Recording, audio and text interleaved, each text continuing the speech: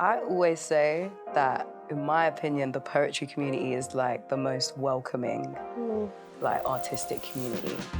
How I started was just going to an open mic by myself, and like in that first year, I was going to all of these events by myself. Like life is what will inspire your art. So you have to just be living quite authentically for you to even be able to have anything to say later on.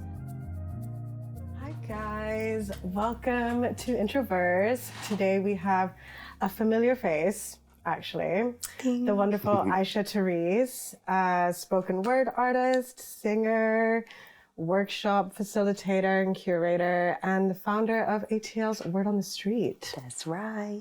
Yeah, welcome to the show. Thank you for having me. Yeah, welcome. We can start by maybe you telling us a little bit about what you do and your journey into everything.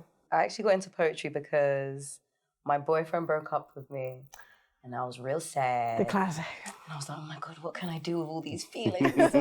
Need an outlet. And then I literally just wrote my feelings down. And then when I was reading it, I was like, oh wait, there's like some rhyming sequences in this. Right. Like there's a bit of rhythm in this. Like, what Yeah. is this? And then I read it to one of my friends and she was like, oh, this is like poetry. I was like, You call it That's that? what it is. poetry. That's interesting. Yeah. Because in my mind, like poetry was like just what we did in school, which was like Right. Sylvia Plath. I don't know if you know who that is. Yeah. She was just a depressed white woman. It's like we were, 10 years old, Yeah. brown kids in South London. Like, You're we like, were never can't gonna relate to that. So Yeah. in my head, that's what poetry was. So that kind of changed my perspective a bit. And I literally just went on like Google. It was like poetry events London. And literally the first event I found, I went to, and I was just gonna watch. But the person that like runs the event basically called me out and was like, no, you're not watching, you're performing now. Wow. You are the chosen one. You know, literally. Did you? I did. Yeah. Amazing. I did. How old were you here? Give us a time frame. I was 19, 20. Okay. Nice. 19, 20. Right. It's one of those ones that like pushed you like outside your comfort zone, but then that was a perfect place for you to then grow, kind of thing. Definitely. Literally. That's really cool. And now I work with that organisation, Poetic Unity. Right. They're like a poetry charity. Which you did the piece recently for. Yes, the Save the Children Yeah. piece. saw that on that's there. That with was really them. cool. Tell us a little bit about ATL's Word on the Street. Like, I find it, what I love about, from what I see on your Instagram, for example, is that like, I feel like you're using it, it's not just an event, it's like a resource tool for writers or singers or songwriters or creatives to be able to have access to different types of like tips and tricks, and I'm just like have access to a community that's there to like support you. Which is what I really love about it. I just wanted to hear more from you about like how you started it, why you started it, the intention behind it. Yeah. So the original intention behind it was actually to like create more paid opportunities for poets. Yeah. Because in like the first 2-3 years of me doing poetry, it's still a thing in the industry that everyone on set will be getting paid. Right. Except for the poet. Right. Literally everyone on set. There's the guitarist, the person doing balloons, like the person doing I'm no shade, but I'm literally referencing an event that I went to. That was a big event, and it was in my first year of doing poetry, so I was gonna do it for free. I was always going to, but it was a big event. Like they sold tickets. It was in a massive venue. There was hundreds of, literally like nearly 1,000 people in there. Wow. And everyone's getting paid. Like I know everyone's getting paid. I'm watching this woman do balloons behind me. Right. And I know she's getting paid. She's getting paid to do the balloons. Yeah. And I'm about to perform. Everyone's about to clap for me. Everyone's to tell me how good I was. Where the money at? But I'm not gonna get No paid. one's to money pay at? you. Yeah. Like it's a bit of a shake. So I was like, you know what? Like I feel like we need to kind of take hold of the scene ourselves and set a precedent. So now if external people are coming into the scene, they understand that we expect compensation. We expect monetary compensation. Yeah. For sure. It's kind of like the importance of mentorship in kind of all creative circles. Like it's kind of a theme that we were sort of wanting to discuss across the weekend, really, is like people's experiences with mentors and how important that can be. Like when I was younger, I had a mentor for a time, and he was like really instrumental in kind of like giving me the encouragement to like, and the connections to kind of like move into the sort of scene. And it seems like that's almost like the space that you're providing with what you're doing. And like, is that something that's like important to you? Definitely. You can make money off of like your natural abilities. Talent, yeah. Yeah. Because in school, it was never an option. Like I knew that I was good at writing. So I was like, okay, maybe I'll be a journalist. Maybe I'll be like a magazine editor. But like being a poet, I don't know. It like didn't exist. It wasn't an option. Yeah. Like you also, is it with ATL that you host the workshops as well? Or is that separate too? So sometimes it'll be like a private organization or like someone that I know that works in a school that's just like, we want to do a workshop. Right. Or it's with the poetry charity. But yeah, I do workshops with ATLs as well. Right. Where we have like a special guest speaker that comes in. So we'll do like writing exercises, like work booklets, and then at the end there'll be like a Q&A with a special guest speaker. So we had a really good poet called Yomi Sode come down and do that one time. Oh, that's so cool. Even for me, like I was sat there like taking notes. Like in my own workshop, I was like, this is so good, yes. Yeah. So like, yeah, that's literally what it's for. Like I feel like that's a really big thing in poetry as well. Like being able to pass on that education, kind of what you gained from it.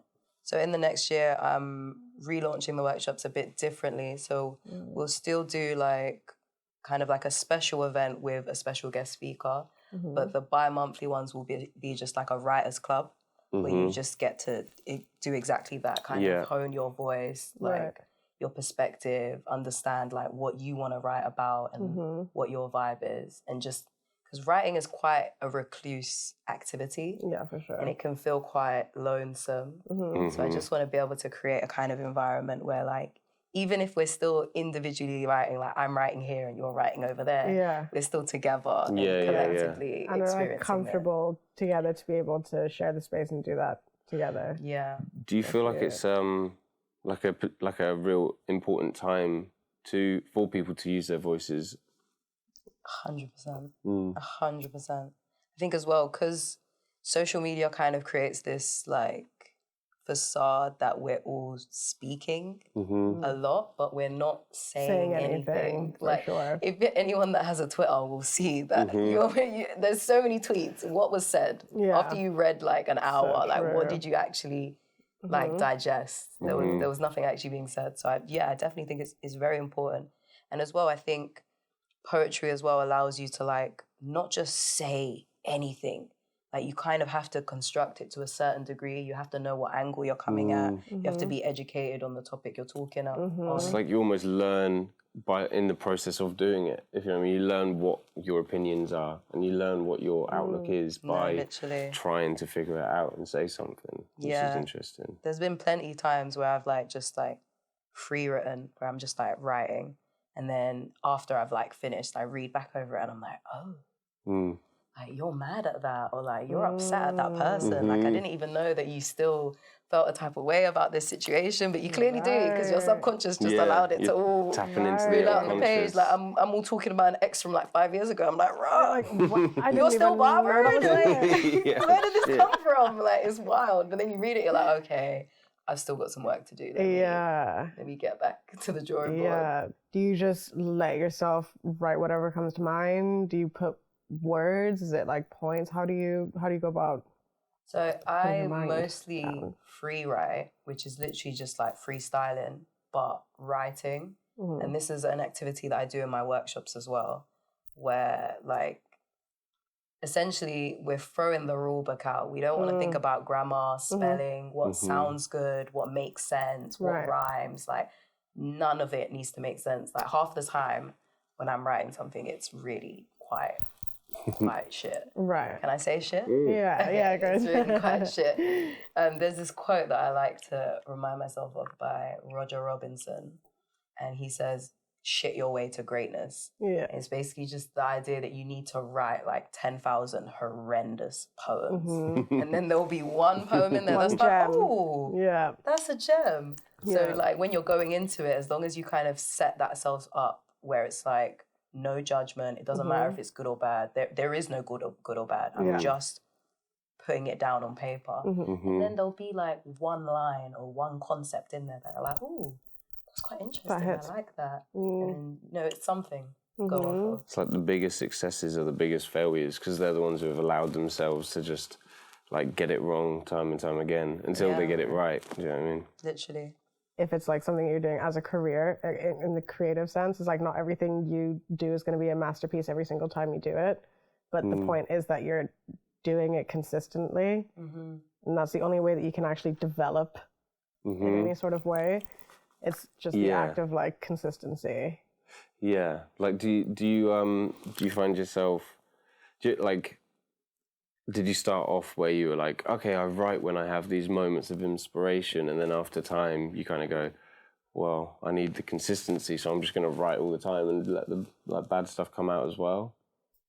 Definitely, but then also I allow myself to just not write because I think a big like important part of the creative process is like having times where you're just like digesting, like you're just gaining insight, gaining being inspiration, present. being present, like meeting new people, whatever. Like you have to, like life is what will inspire your art, so you have to just be living quite authentically for you to even be able to have anything to say. Exactly. So if I'm going through like a lull period where I'm like, oh, I just don't have anything to say, that's okay. Like I'll just dance instead. Exactly. Like, braid my hair. Or I'll just do something else. And then when it comes to me, it will come to me and it will be good. But I try not to apply pressure because sometimes it's like, oh my God, I haven't written in 3 months.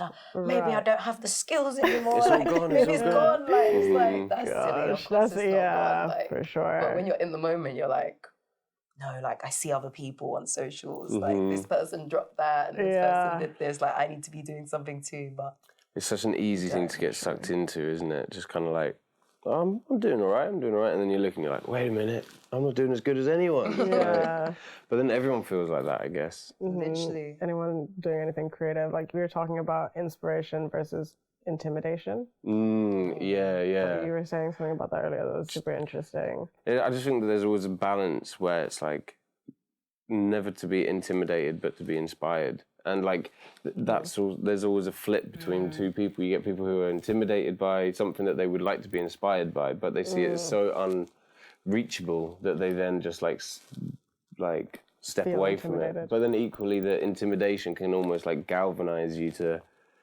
be like determined to reach that level. If you know what I mean. So like the fine line between that is something that's quite interesting. And like, has there been moments where, I don't know, you're there and you just see a poet that blows your mind and you're just suddenly like, oh, I'm not even compared to them. But then actually it's not about comparison.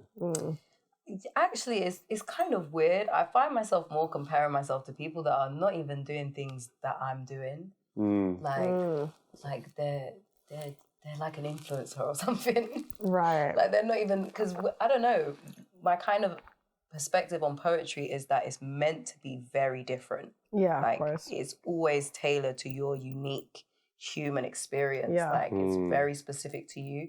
So the kind of success that you see from your story is never going to be the success that I see from my story because our stories are so different. But I don't know, with other art forms, Like, I wish I could do that. it gets a bit convoluted. Yeah. And so I start being like, oh no, I should be at that level with them because I think it's the music. That's why I've been trying to put off doing this music thing for so long because Really? I think that I'm intimidated and not inspired by music. Right. But music is also so saturated. It is like, I think that's part of the reason.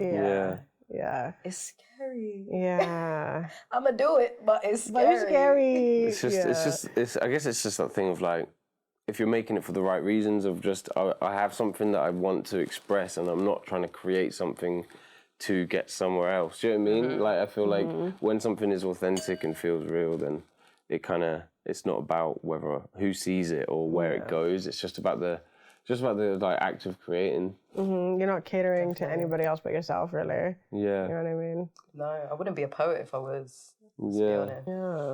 Yeah. But I was just going to say, while we're on the topic of music, you're going to be shooting a music video, a video for your song, music video tomorrow. Tell us a little bit about the song and about... How have you found the process? Yeah. The process has been really fun. Yeah. I love it. Good. It feels like... So when I was younger, I used to play with like Barbie dolls all the time. Yeah. And half the time that I'd spend playing with Barbie dolls would be setting up the house that they were going to live in. Because I used to have loads of little like trinkets and plates and cards, just random stuff. So I would literally spend like 5 hours setting up just the house, like using my cassettes as like walls and stuff, like dividing the space. Yeah. And that's what planning this music video feels like. That was a random analogy. That's what planning this music video feels like. It feels like I'm just piecing together the whole scene. Yeah. So it's been really fun. That's really cool. Tell us a bit about the song. The song is called Breathe Slow, and it's like a poem with a chorus. And it's about, in short, I guess it's about healing like your inner child. So kind of understanding and unpacking how your childhood has influenced how you process your emotions today, and being able to kind of take a step away from that and just breathe and release it from your body, kind of thing. Right. That's amazing. And the music video is like, I wanted to just capture kind of like Black culture and like the experience of like Black women getting their hair braided, the delicateness that you need in order to braid your hair, and the kind of community that it facilitates. Right. And that kind of, vibe. Oh, beautiful. That's going to be really fun. That's exciting, man. I guess your comfortability grows as you like continue to develop your own voice, I suppose. Because if you're not experimenting, then you're just... stagnant. Yeah. If you're stagnant, you're dying. You're dying. You're plateauing. That's what that is. Plateauing. Nobody wants to plateau. And what would you say the sort of spoken word community is like in London at this time? Is there like an exciting community? Is it like a welcoming community if you're kind of like speaking to someone who's, would love to be part of it? What would you kind of describe it as, and how would you go about joining it? I always say that, in my opinion, the poetry community is like the most welcoming, like artistic community. Yeah. Like people are gonna overtly welcome you in and be like, "Hi, is it your first time here? Oh, you're gonna perform? Oh, you should perform." Like there's gonna be strangers like speaking to you in that kind of way, and like proper cheering you on when you get on stage. Yeah. Like it's really like it feels like an automatic type of family unit. I think other industries don't have that as much. There seems to be a bit more of a competitive element there. But I think especially in the like, I think it will definitely be different in America, but in the UK poetry scene, we don't necessarily have like poetry slams where it's like heavy on competition. Right. It's more open mic based, where it's literally just like share your ideas and vibe. So yeah, I would literally, how I started was just going to an open mic by myself, and like in that first year I was going to all of these events by myself, and you would just sit and you just kind of wait and hope that maybe someone who's also by themselves just sits next to you, and then you just be like, "Hi, I'm scared. Are you scared? Are you gonna perform?" Like, and you just kind of go from there. Literally, like all my friends that I have in the poetry scene, that's kind of how we met, like in a kind of awkward like. What you doing here? Kind of vibe. Yeah. So I would highly, highly recommend. Oh, fab. This feels like a good sort of wrapping up time. That was a lovely chat, man. That was such a great chat. Really nice. Yeah, thank you so much for sharing with us. Thank you. Second time round. Yes. If you haven't already, please head over for her Introe Sonic episode where she performed 2 of her pieces, and it was super beautiful. So yeah, absolutely. Thank you so much. Thank you for coming on, man. having me. So nice. Yay. All the way out here in the sticks. Exactly. Somewhere. In our country home with our fireplace.